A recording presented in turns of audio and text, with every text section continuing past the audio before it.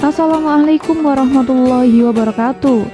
Inisia kembali ke hadapan Anda untuk berbagi info Islami. Semoga menginspirasi dan bermanfaat untuk Anda hari ini. Jangan lupa klik tombol subscribe dan aktifkan loncengnya agar tidak ketinggalan berita terbaru dari Inisia. Abdullah bin Saba al-Yahudi al-Himyari bukanlah sosok fiktif atau khayal. Sebagaimana rekayasa kaum Syiah Rafidah dan sebagian besar kaum Orientalis, ia seorang keturunan Yahudi yang berasal dari kota Shana, Yaman. Ibunya seorang wanita berkulit hitam, sehingga dikenal pula dengan sebutan Ibnu Sauda atau putra seorang wanita berkulit hitam. Layaknya keumuman bangsa Yahudi, Abdullah bin Saba berkarakter buruk, licik, dan penuh makar terhadap Islam dan kaum muslimin. Hal ini mengingatkan kita akan firman Allah Subhanahu wa ta'ala, "La tajidanna asyaddan nas adawatan lil ladzina amanu al-yahuda wal ladzina asyraku." Yang artinya, sesungguhnya kamu akan dapati orang-orang yang paling keras permusuhannya terhadap orang-orang yang beriman ialah orang-orang Yahudi dan orang-orang musyrik. Quran Surat Al-Maidah ayat 82. Abdullah bin Saba, sang pendiri agama Syiah ini adalah seorang agen Yahudi yang penuh makar lagi buruk. Ia disusupkan di tengah-tengah umat Islam oleh orang-orang Yahudi untuk merusak tatanan agama dan masyarakat muslim. Awal kemunculannya adalah akhir masa kepemimpinan Khalifah Utsman bin Affan radhiyallahu an. Kemudian berlanjut di masa kepemimpinan Khalifah Ali bin Abi Thalib radhiyallahu an. Dengan kedok keislaman, semangat amar ma'ruf nahi mungkar, dan bertopengkan tanasuk atau giat beribadah, ia kemas berbagai misi jahatnya. Tak hanya akidah sesat, bahkan kufur yang ia tebarkan di tengah-tengah umat, gerakan provokasi massa pun dilakukannya untuk menggulingkan Khalifah Utsman bin Affan radhiyallahu an. Akibatnya, sang khalifah terbunuh dalam keadaan terzalimi. Akibatnya pula, silang pendapat di antara para sahabat pun terjadi. Lihat Minhajus Sunnah karya Syekhul Islam Ibnu Taimiyah halaman 479, Syarh al-Aqidah At-Tahawiyah Ibnu Abil Izzah halaman 490, dan kitab At-Tauhid karya Syekh Salih bin Fauzan Al-Fauzan halaman 123. Tapi, bagaimanakah akhir hidup Yahudi berkulit hitam ini?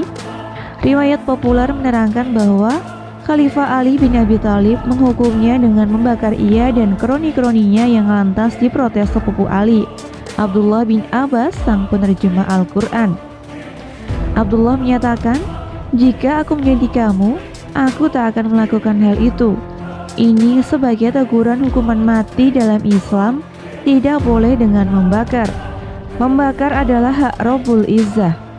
Tapi dinukil dari Ibnu Taimiyah kitab Syarim Al-Maslul jilid 3 dan Abu Abdullah Az-Zahabi dalam Sidu An-Naba bahwa Khalifah Ali mengasingkan Ibnu Saba ke Madain Kisra di selatan Baghdad. Besar kemungkinannya hal ini dilakukan setelah Ali membakar orang-orang yang memenuhankan dirinya. Yang hembusan pemikiran tersebut berasal dari Ibnu Saba serta kroni-kroninya. Ibnu Saba berakhir hidupnya dalam keterasingan hingga matinya.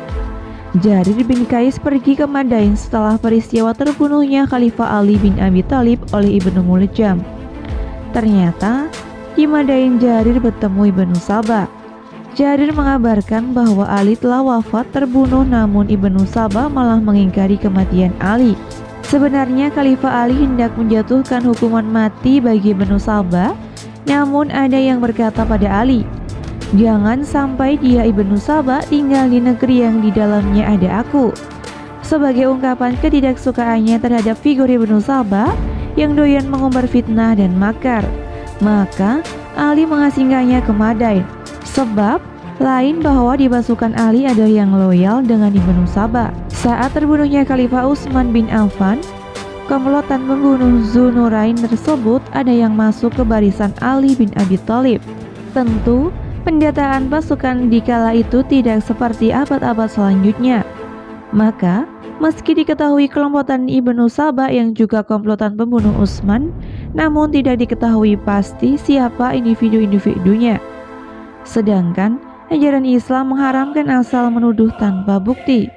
Terkait tidak memungkinkannya menghukum mati Ibnu Saba, Ali berujar, "Siapakah yang dapat memaklumiku terkait orang hitam ini, yaitu Ibnu Saba, yang mendustakan Allah dan Rasul-Nya?